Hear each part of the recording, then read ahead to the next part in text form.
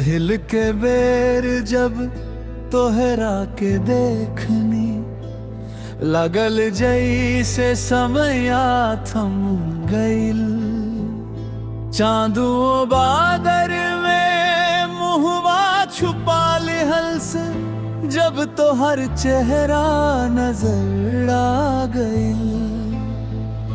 तोहार अदा के का हिसाब लिखी, तोहरा के देखी कि सपना लिखी।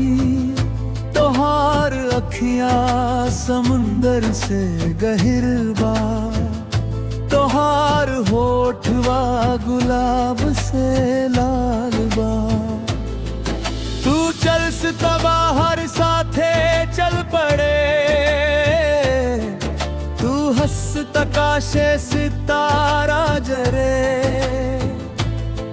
भगवान फुर्सत में तोहरा के गढ़ ले, हर अंग में प्यार के रंग भर ले। तोहार अखिया नशा भरी रतिया, ज़हन में डूबल के किनार नाम मिले।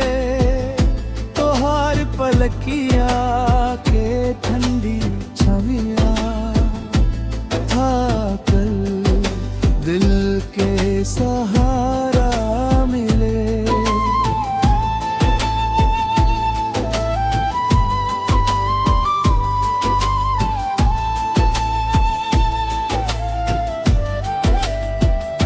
तोहार नजरिया तीर बन जाला, सीधा दिलवा पे वार करेला। बस एक झलकिया में चैन चुरा ले, बोले सब कुछ कह देला। तोहार होठवा बिहान के किरिन, हल्क मुस्कान में जादू बसल।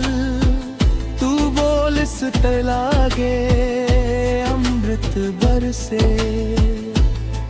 हर बात में प्यार ही लिख लूं।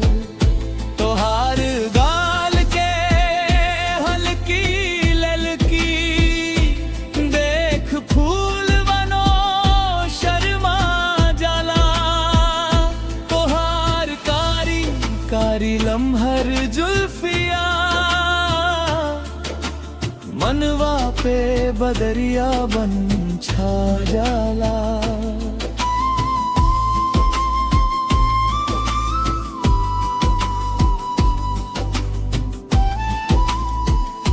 तोहार गर्दन पर चननिया चमके, तोहार चाल पर दुनिया रुक जाला। तोहार हथवा के कोमल छुअन, रूह के चैन दे जाला। तोहार कमरिया नदी के लहर, तोहार खुशबू महका दे डगर। तू सपना बारू के हकीकत, तोहरा में भगवान के असर।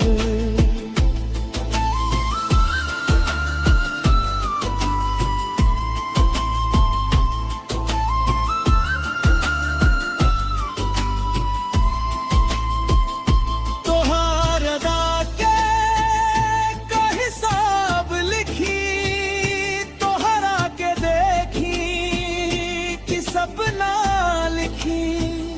तोहार अखिया समुंदर से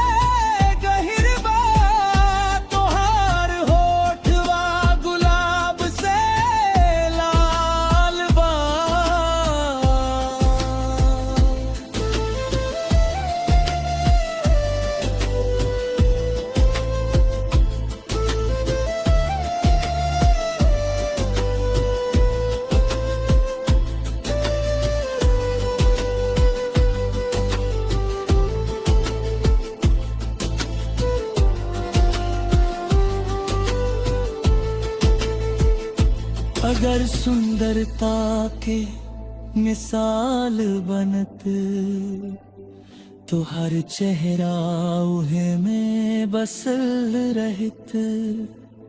केहू पूछित के हुस्न का होला, बस तोहारे नाम कहल जात, बस तोहारे नाम कहल जात।